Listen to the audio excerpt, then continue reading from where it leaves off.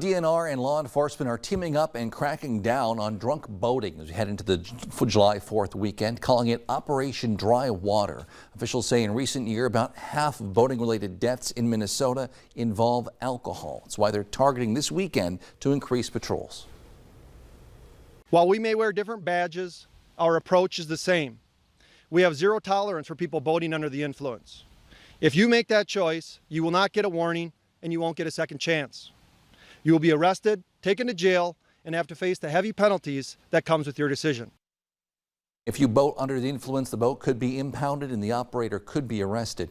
Independence Day celebrations can also be tough on our four-legged friends. The Humane Society says some pets can be sensitive to loud noises, flashing lights, so keep them inside when setting off fireworks. Keep the radio or TV on, help keep them calm. And there are also medications available to help relieve some of your pet's anxiety. Also, make sure your pet is wearing a collar with an ID just in case they get out and run away.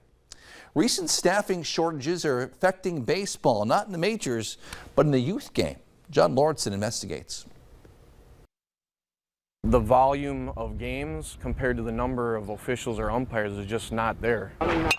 Even in youth sports, there are supply and demand issues. Right now, more than 50% of youth umpires are 55 or older, but only 12% are under the age of 34. And Dawson Blank thinks he knows why.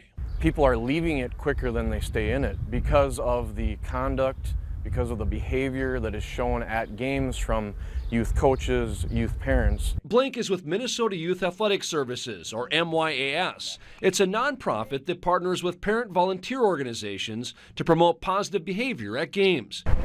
He says over the past month, they've received about 15 complaints regarding mistreatment of youth umpires. You have a 10-year-old game, you have a 14-year-old umpire that's umpiring the game.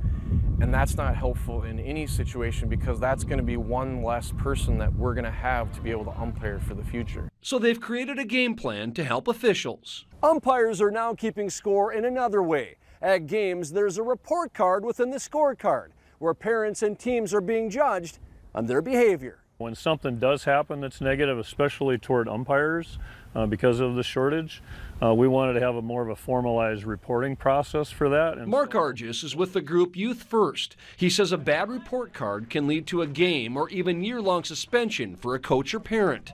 The goal is to grow the next generation of players, along with the next generation of umpires. It's youth sports. Nobody gets a job or a college scholarship because you win a 10 or 12-year-old game. So keep the perspective right.